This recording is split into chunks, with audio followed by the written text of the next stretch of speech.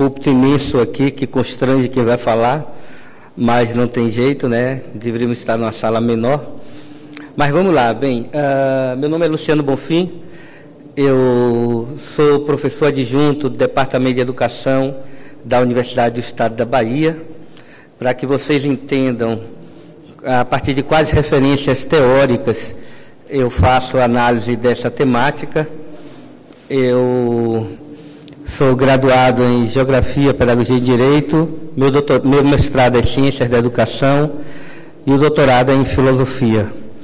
Minha temática de pesquisa é, há alguns anos, a ontologia humana, e me preocupo em compreender, a partir do referencial teórico marxiano, o que é o ser humano e o que o define enquanto espécie, certo?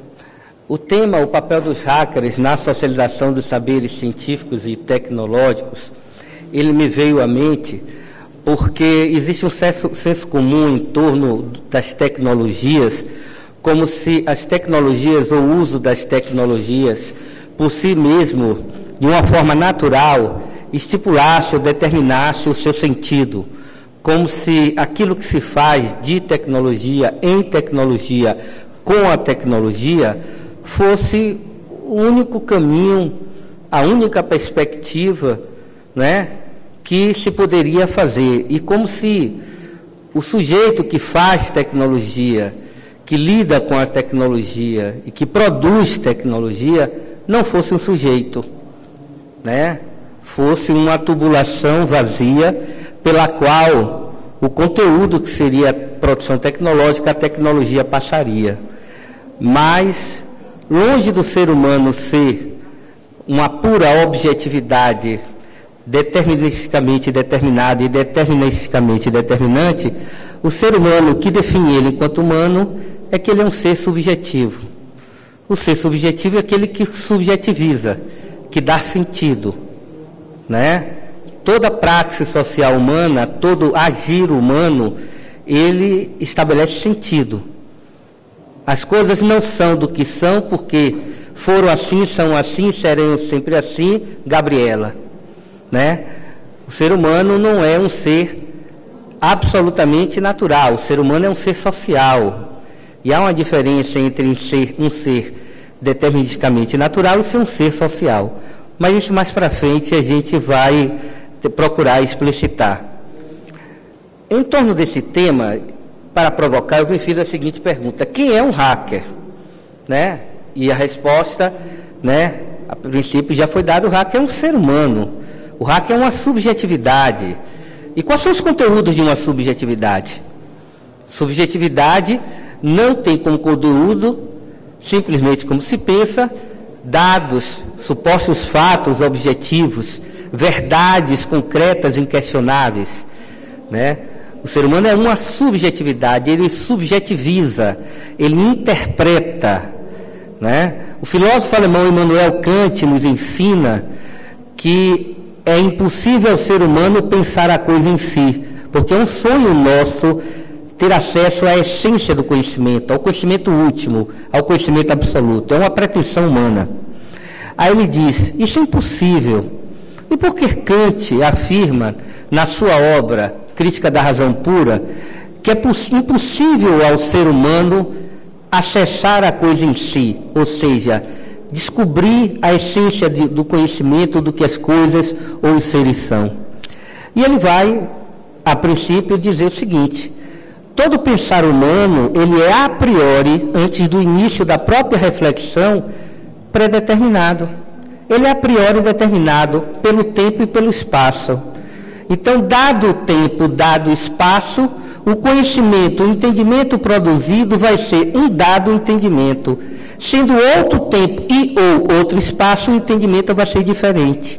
Então, a cada reflexão que o ser humano faça do suposto mesmo objeto, das supostas mesmas condições dadas, o ser humano vai chegar a um entendimento diferente. E o que é que ele conclui, fechando esse hífen?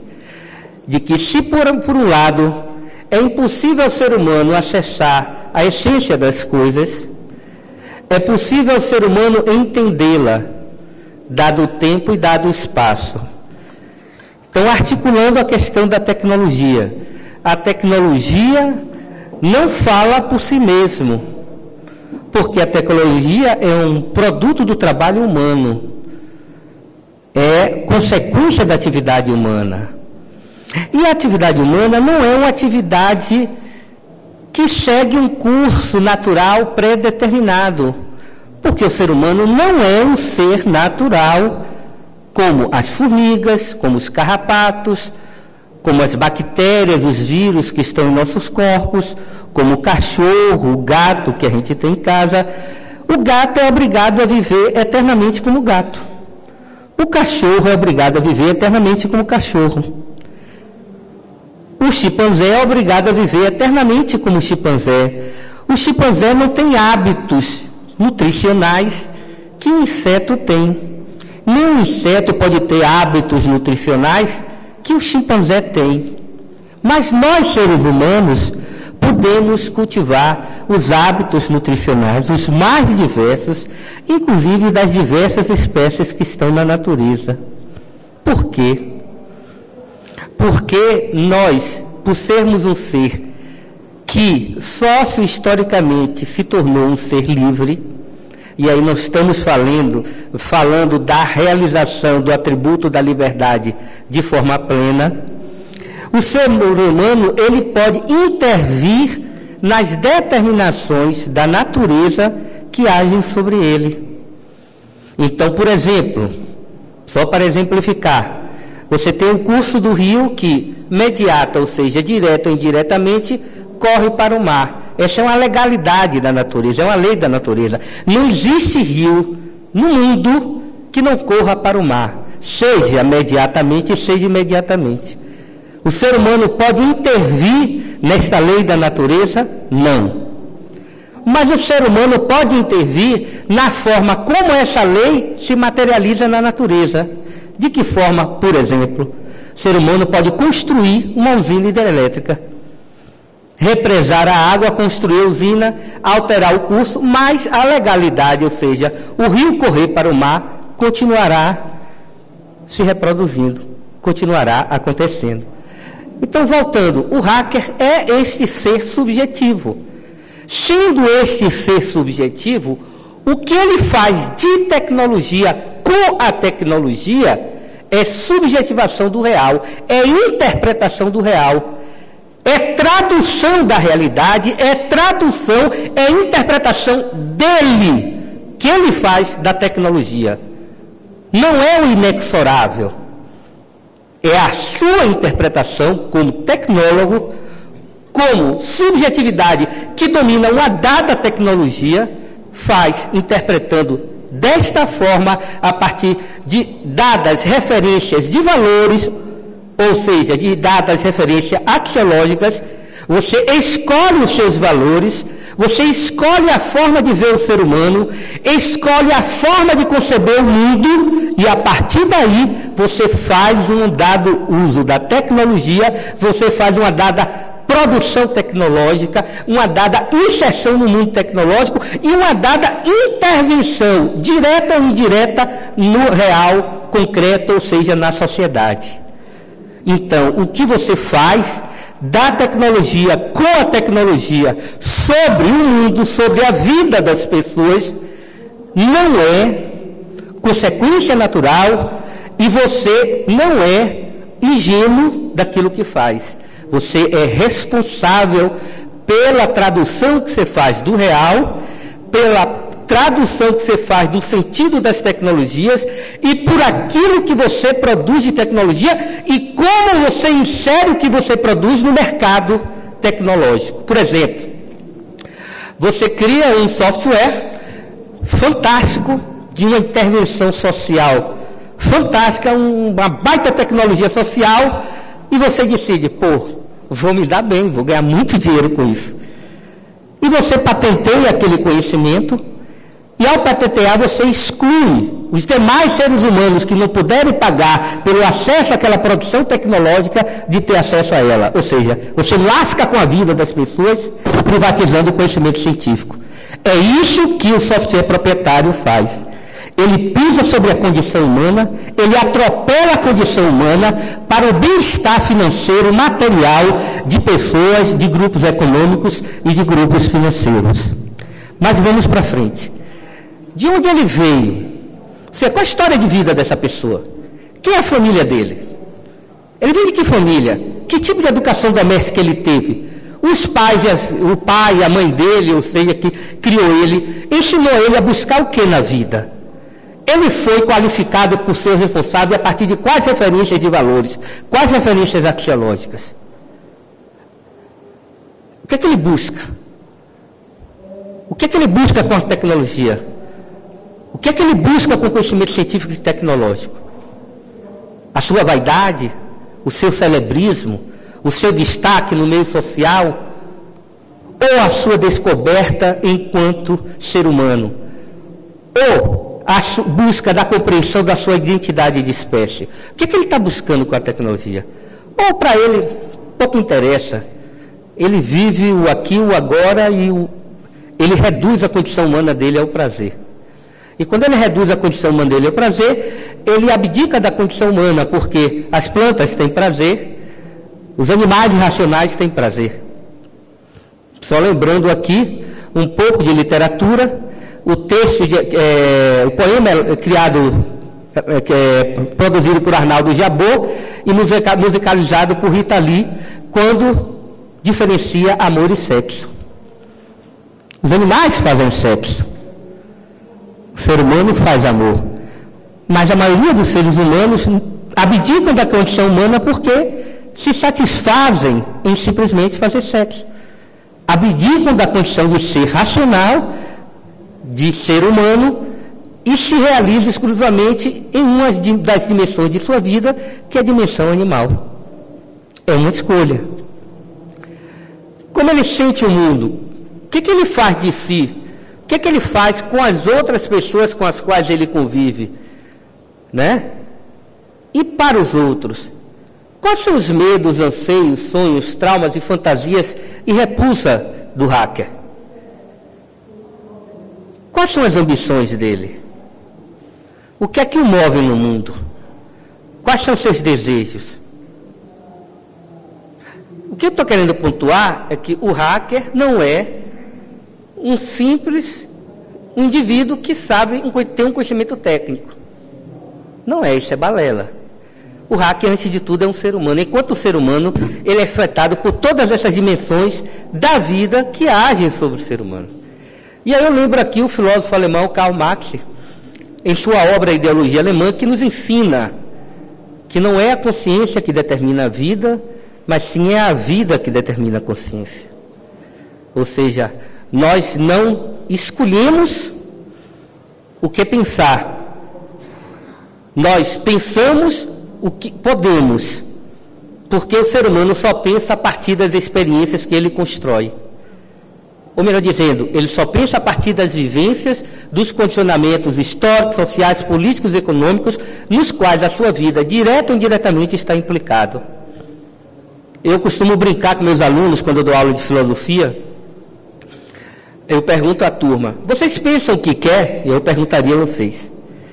Vocês pensam o que querem? Vocês mandam em você? A primeira resposta eu mando em mim. Eu mando em mim, né? Eu sou o cara, né? I'm the land, né? Eu sou a lenda, né? Eu faço minha vida, quando a gente é adolescente diz isso, eu faço minha vida o que eu quero, que bem entender, ninguém tem nada a ver com isso. Mas que mentira tão grosseira essa, né? Eu só posso pensar, eu só posso construir problemas em minha vida, ou traduzir situações como problemas, a partir das experiências que eu tenho, a partir das afetações do mundo sobre a minha vida. Eu não penso o que eu quero, eu penso o que eu quero no âmbito daquilo que eu posso. Aí eu pergunto, quando os alunos dizem que podem pensar o que querem, que eles mandam na vida dele e tal, eu digo, então me responda a seguinte pergunta, faça uma reflexão aí. Quais são os problemas que os adolescentes do planeta de Saturno tiveram no campo sexual entre a década de 40 e 60? Uma pergunta absurda, né? Você pode pensar a resposta a uma pergunta dessa? Você fica Você captura, você não tem como pensar. Por que você não tem como pensar? Não é somente que a pergunta é absurda. Ela é absurda porque ela intima você a produzir uma resposta a partir de experiências, de vivências sociais que você não teve. Então você não tem como pensar aquilo que você não pode. Você só pensa aquilo que pode. Né? Essa discussão me lembra um texto do epistemólogo francês Gaston Bachelard. Pode passar para o próximo, por favor? Gaston Bachelard, que nos ensina, pode sair um pouco grande esse, poder diminuir, que nos ensina que todo conhecimento novo, ele nasce envelhecido. Por que o conhecimento novo nasce envelhecido? Porque não existe conhecimento novo. Se nós somos subjetividade, olha gente, eu estou falando do hacker. Quando eu estou falando do ser humano, eu estou falando de subjetividade, eu estou falando do hacker. Eu estou falando do tecnólogo, eu estou falando do cara, da pessoa que domina as tecnologias, né, da informação e da comunicação. Né? Então, o hacker é o quê? Ele é um ser humano. Quando ele pensa, aquele conhecimento que ele pensa, que para ele supostamente é novo, é envelhecido. Por que ele é envelhecido? Porque todos nós, quando produzimos conhecimento, ou seja, quando nós aprendemos, ninguém aprende a partir do nada. É impossível você aprender a partir do nada. Você aprende a partir do que você sabe. E a partir do que você não sabe. O ser humano, quando ele pensa para aprender, ele pensa com aquilo que ele sabe, ele pensa com aquilo que não sabe. E ele pensa também com a sua história de vida. Ele pensa também com o seu conteúdo emocional. Ele pensa também com o seu conteúdo afetivo. Ele pensa também com o seu conteúdo espiritual. Ele pensa também com os seus valores. Ninguém pensa de forma desaxiologizada. Todos nós pensamos a partir de valores. Valores que correspondem às demandas de emancipação do ser humano, de realização dos seus atributos que o definem enquanto humano, ou a partir de valores que o alienam, que o separam, que o afastam da sua condição humana. Ninguém pensa desvinculado de valores. O ser humano é um ser axiológico. Ninguém pensa desinteressadamente. Não existe pensamento desinteressado, porque todo pensamento é uma subjetivação do real. Todo pensar é um pensar interessado, porque todo pensar está vinculado a valores, a história de vida, a motivações, a traumas, a repulsas, a ambições. Quantas pessoas mergulham nas tecnologias com o único objetivo de se tornar uma celebridade? Mas algumas pessoas mergulham na tecnologia para qualificar a vida humana. Exemplo, quando você produz um software livre criando tecnologias assistivas.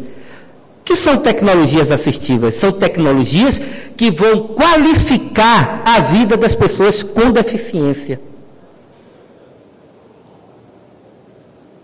Nós, quando pensamos em tecnologia, pensamos nas pessoas com deficiência. Por exemplo, esse slide meu está horrível.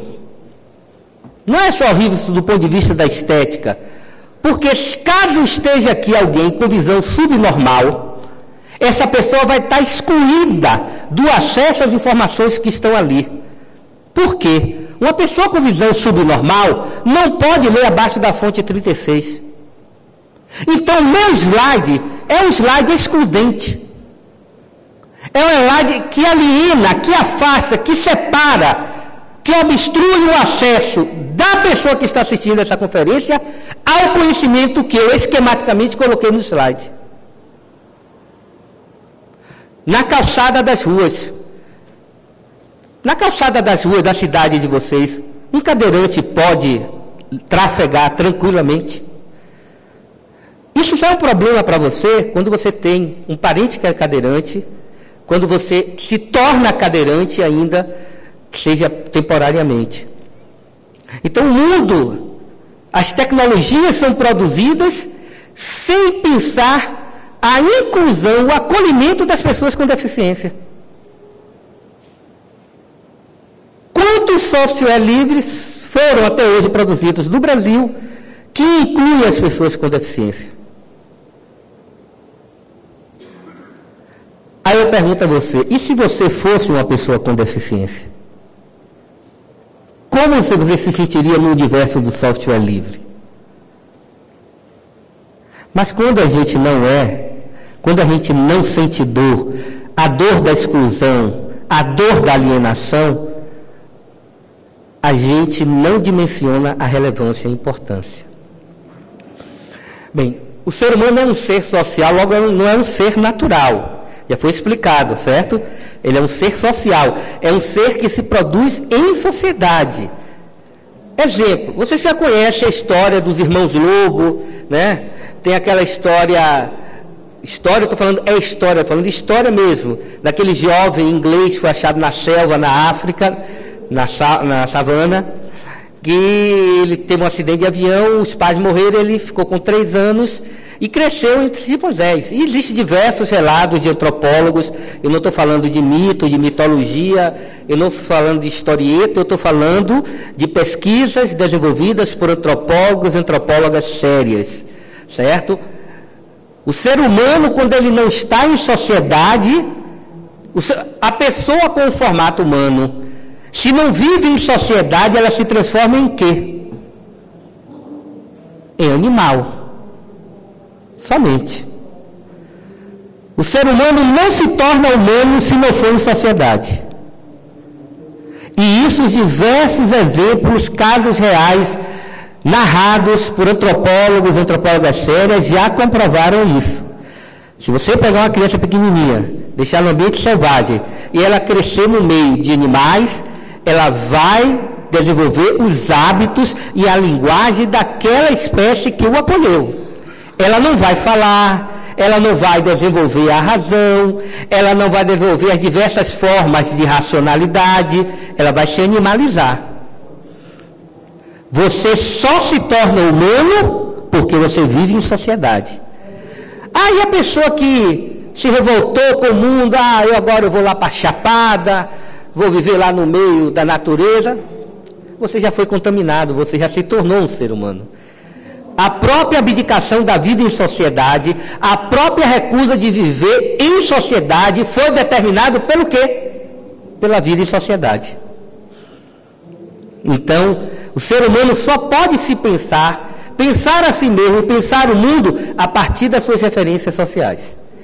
Da mesma forma, você não tem como pensar a tecnologia, não tem como pensar a produção de programa, de software, se você não pensar, tomar como referência o mundo que você está.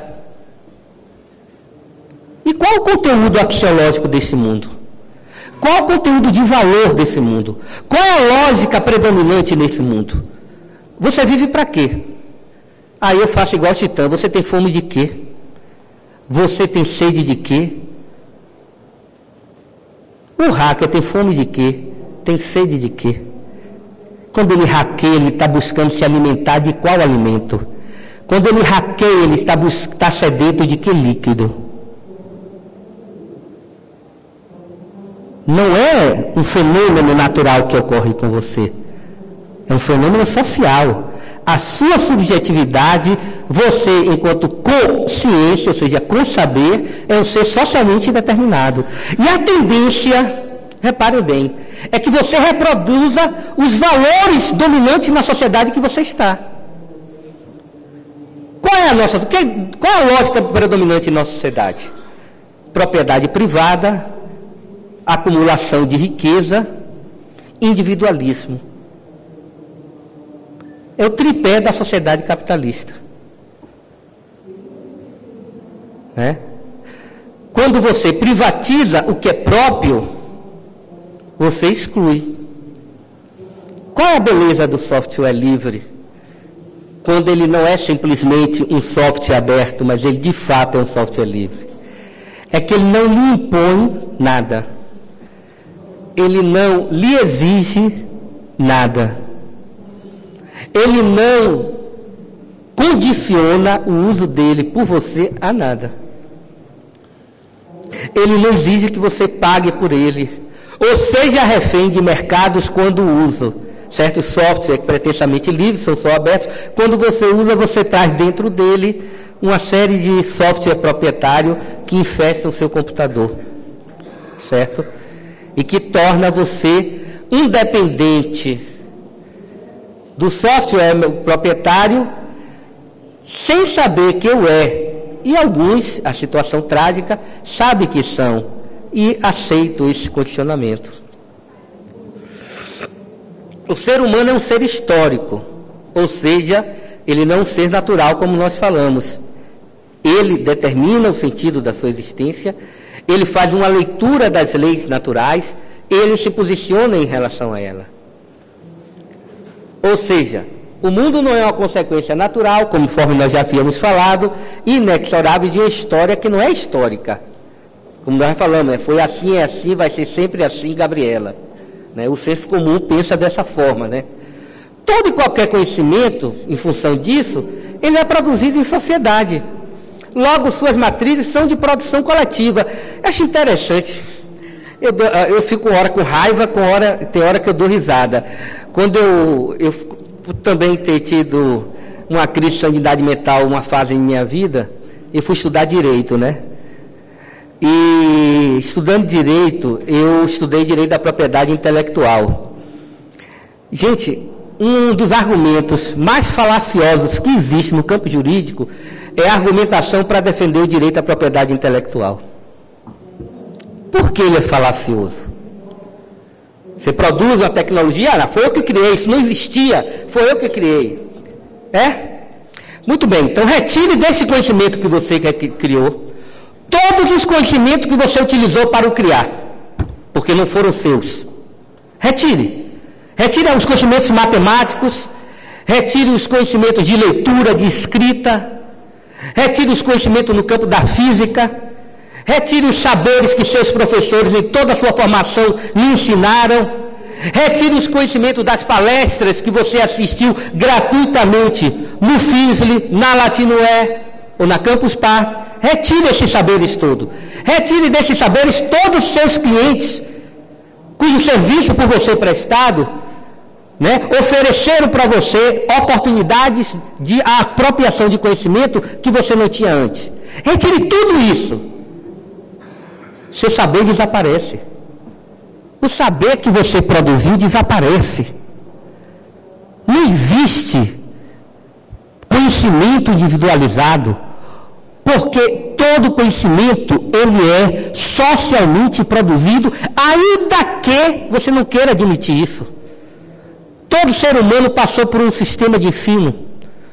Todo ser humano, na sua profissão, dialoga com seus colegas. Todo profissional se qualifica lendo livros, lendo papers, lendo artigos. Todo ser humano participa de equipes de trabalho. Você vai convidar essas dezenas, centenas, milhares de pessoas para repartir o que pertence a cada uma delas e ficar só com o seu quião no conhecimento que você produziu? Você não chama. Então, o que é o conhecimento, o fundamento do direito à propriedade intelectual? É uma apropriação indébita. Você se apropria de saberes e conhecimento de dezenas, centenas, milhares de pessoas. E em função do desfecho que você deu, ou da linha de raciocínio que você construiu com todos esses saberes, você diz, não, agora, meu amigo, se azeitona em mim, o bolo é todo meu.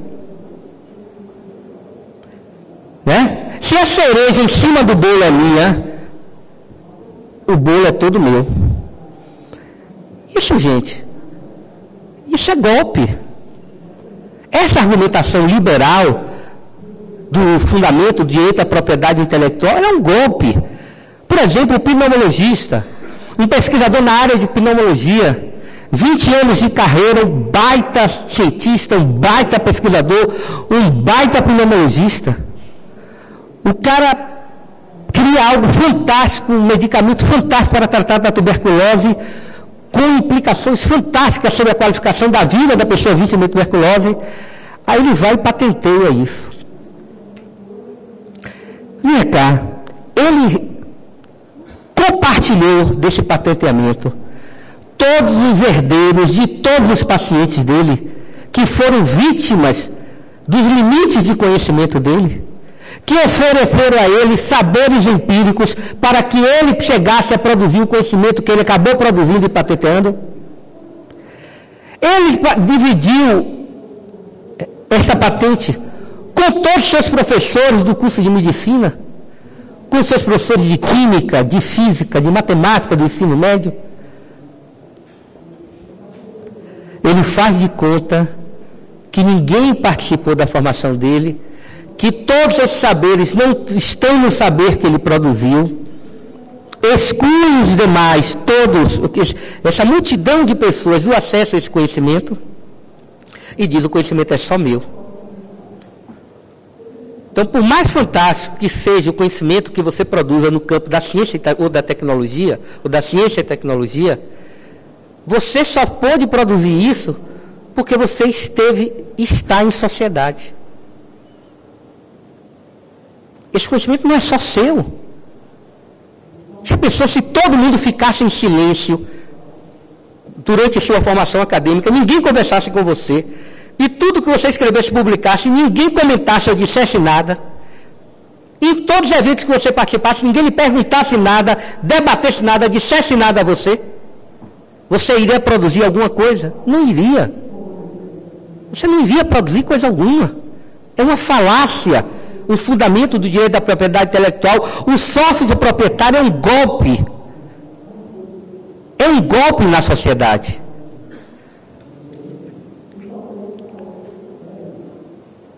E aí eu cito ali o Pablo Neruda, né? Se não é uma frase minha, é uma frase do Pablo Neruda: nenhum ser humano é uma ilha.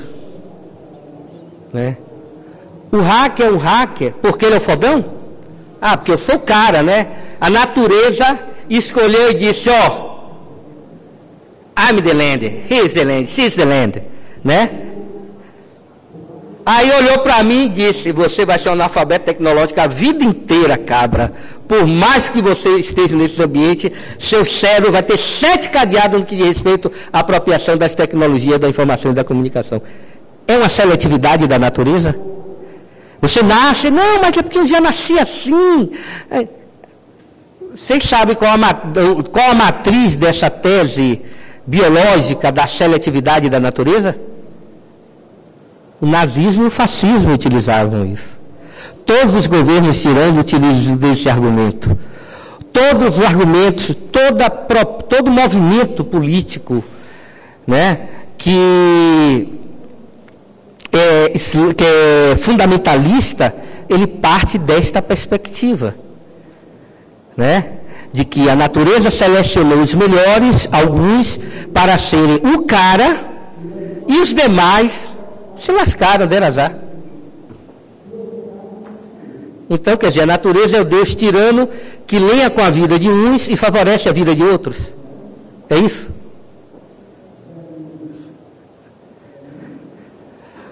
Pode mudar aí para o próximo, por favor?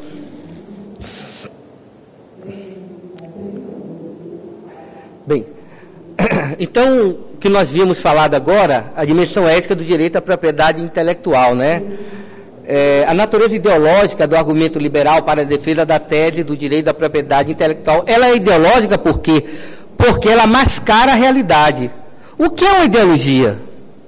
É uma teoria explicativa do real que, por ocultar a gênese desse real, contribui para que ele se reproduza da forma que parece ser. Ou seja, não muda nada. Por exemplo, não adianta aumentar salário que aumenta a inflação. Aí, por que chama de ideologia? Porque produz a ideia de que a causa da inflação é o salário. Dentro da ciência econômica isso se sustenta? Não. Dentro da ciência econômica isso não se sustenta. Né? Como outras e outras ideologias que estão na sociedade, que a mídia hoje tem fartamente utilizado. Bem, quais são as consequências éticas da tese do direito da propriedade intelectual? cara que criou o software é proprietário, patenteia ele, passa a comercializar. Diz, olha, os riscos no investimento foram nossos, né? Foram meus, foram da empresa X, né? Todo o risco podia dar certo, podia não dar certo, né? Foram os nossos profissionais, não fui eu como hacker, como tecnólogo que produzia esse conhecimento. Mas a gente já viu que isso é uma mentira. Seria verdade se ele nascesse e vivesse numa bolha sem contato com a sociedade. Aí seria verdade. Mas se ele é um ser social, se ele debate com o outro as interpretações dele, então é claro que esse conhecimento que você cria a partir dos conhecimentos que foram compartilhados com você. A pessoa que produz um dado conhecimento científico, uma dada tecnologia, é a pessoa que se serviu do compartilhamento solidário e gratuito de diversas outras pessoas. E ela cinicamente se apresenta como o único produtor daquele saber, porque ele colocou a cereja em cima do bolo e ele diz, o bolo é meu, só meu. Ele subiu os degraus do bolo, foi lá em cima e colocou a cereja. Quando ele colocou a cereja, ele disse, o bolo é meu. Então ele está dando um golpe em dezenas, centenas, milhares de pessoas que participaram daquele processo de produção de conhecimento.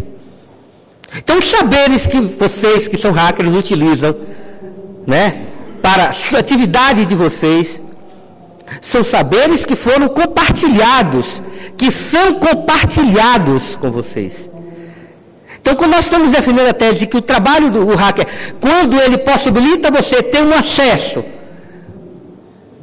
a um conhecimento científico, tecnológico, ou político, ou cultural, que saiu das redes, porque há mais ou menos 10 anos para cá, diversos saberes estão sendo retirados e privatizados pelos sites, né? Por exemplo, se você tentar agora saber pelo Google, por qualquer um, mesmo o DAC, etc., o que foi a pane bizantina,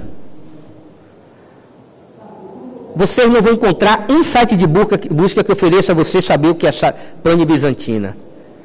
E o que foi, eu não vou dizer, vocês vão ter que procurar. Mas a experiência de não conseguir encontrar vai levar você a fazer uma reflexão. Então, 10 minutos, ó, eu achava que ainda tinha mais de meia hora para falar. Então, o conhecimento que está disponível na rede, está disponível como uma mercadoria. Você não vai no supermercado, você diz aonde o dono do supermercado coloca o açúcar, a farinha, o peixe. Tem hora que a gente entra no mercado, mudou tudo, né? Os prateleiras mudaram, a gente fica todo perdido naquele mercado que a gente sempre fazia compra. O dono perguntou a gente se a gente queria que mudasse, ou fez pesquisa de opinião para saber como é que a gente achava que deveria estar organizado. Não.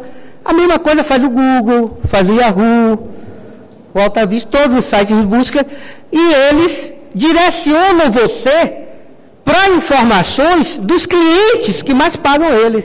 Quem mais paga vão aparecer nos primeiros, são os primeiros da lista daquilo que você busca.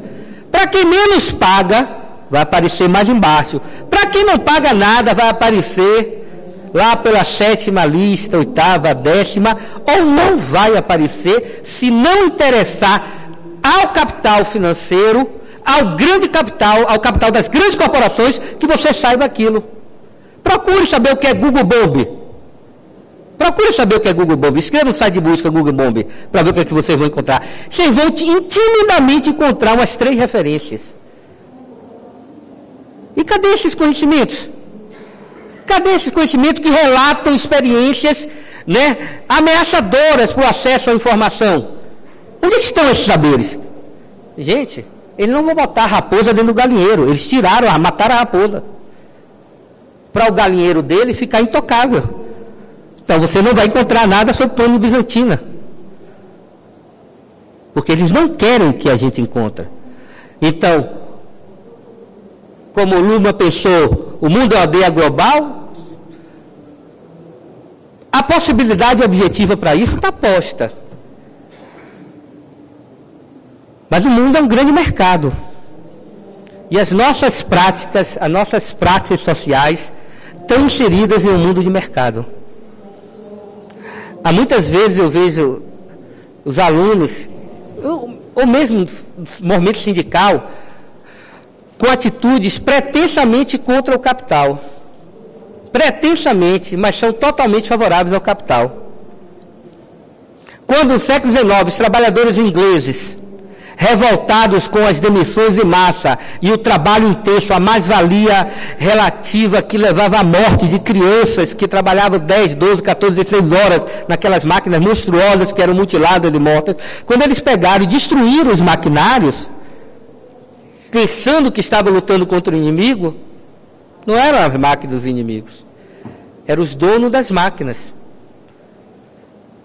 Quando, por exemplo, na minha universidade, no meu estado, eu sou professor da Universidade do Estado da Bahia, meus colegas entendem que a greve nos moldes do movimento do operariado e do campesinato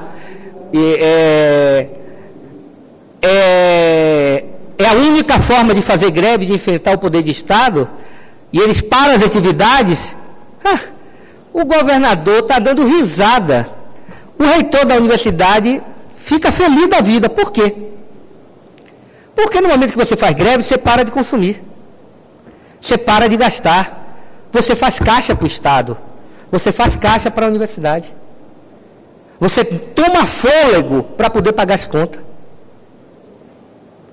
Então a greve é o melhor negócio nos moldes que está sendo feita no Estado, e hoje está sendo feito no Brasil inteiro. É um grande negócio para o capital.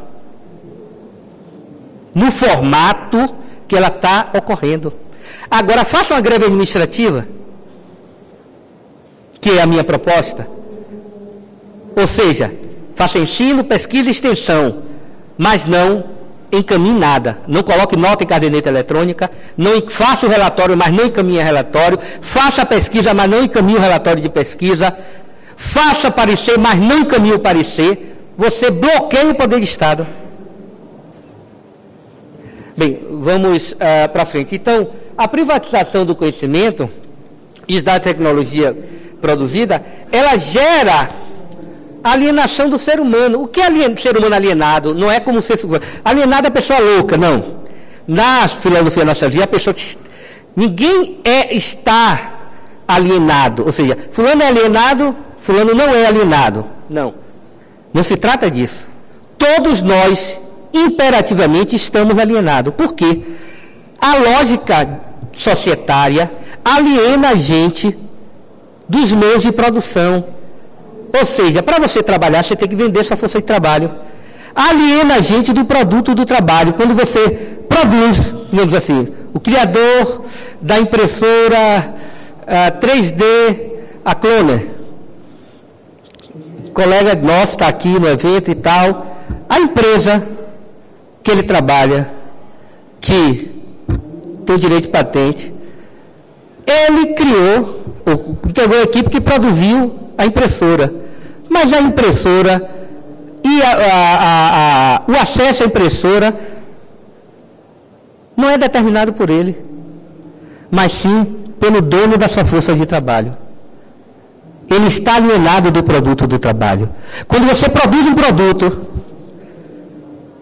e esse produto é tomado por outro e diz, olha, eu vou aplicar ele nisso, nessas condições, naquelas, você foi alienado do produto.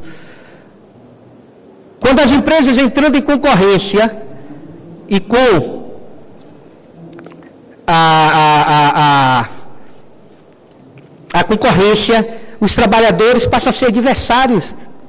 Então, se você for visto no horário do almoço, almoçando com um colega de outra empresa que concorre no mesmo mercado tecnológico que a sua, e se o seu chefe vê você com altas amizades com esse funcionário, ele vai entender que a informação que vazou para outra empresa saiu de você. E aí você vai passar a ser hackeado, ser investigado pela empresa, como o funcionário que está traindo a empresa e vendendo informações da empresa. Então, isso aqui é alienação. Então, a propriedade, gente, vamos pular essa parte aí. A alienação do ser humano do conhecimento da tecnologia produzida. Ora, o indivíduo produziu uma tecnologia, criou a impressora 3D. Mas ele, em relação àquilo que ele criou, ele não pode determinar o uso. Porque, como empregado da empresa, a empresa adquiriu o direito de patente, logo, ele não tem nenhum direito de uso daquela impressora, nem de destinação do seu uso. Bem, vamos para o próximo, por favor. O que define um hacker?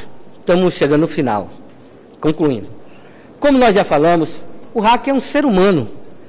Ele não é um ser natural, ele é uma subjetividade, é um ser histórico-social, condicionado, pressionado pela lógica societária do mundo que ele está. Logo, desapareceu.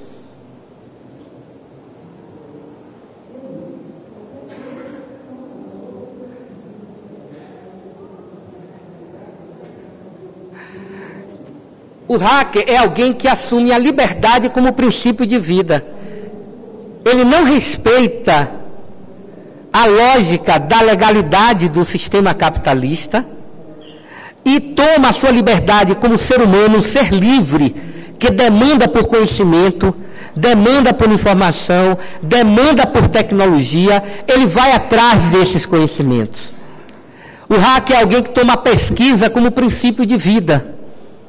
É aquele que não se limita a se ajoelhar ante um saber que ele aprende, mas sim que transforma aquele saber em novos saberes, transforma aquelas tecnologias que ele se apropria em uma nova forma de acessar o conhecimento, de traduzir o conhecimento, de interpretar o uso de uma dada tecnologia, de um dado saber.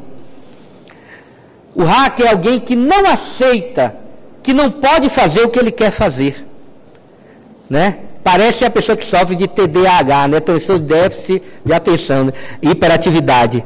O hacker não aceita. Não pode, isso é impossível. Ele não tem impossível para ele. O impossível para um hacker é só aquele caminho que ele não descobriu ainda, que ele não construiu. Ele não aceita a limitação do conhecimento, porque ele sempre está na demanda de mais saberes. Né? O hacker é uma pessoa irreverente. Ele não se curva a obstáculos. Ele não se entrega, ele não capitula ante a dificuldade. Né?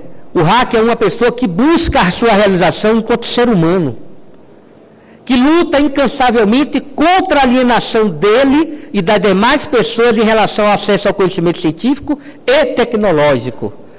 Mas o hacker também é uma pessoa solidária, que trabalha tecnologicamente a partir do princípio da cooperação, que, diferente dos crackers e dos lammers, que não tem a virtude como referência. O senso comum mistura, né? Hacker, cracker, lammer, como se tudo fosse uma coisa só. Né? Inclusive a imprensa não faz nenhuma questão de diferenciar. O que interessa ao capital não diferenciar os conceitos. Né? O hacker é ético. O hacker não invade sistemas operacionais. Ele não faz o que, lamentavelmente, eu vi um colega aqui no evento, palestrante, conversando, dando risada, e o outro ouvindo e sorrindo, mas sorrindo de constrangimento. Ele contando que, às vezes eu deixo meu Wi-Fi aberto para os vizinhos utilizarem. Quando eles utilizam, aí eu hackeio eles, aí leio os e-mails dele, vejo a foto, vejo o que comprou.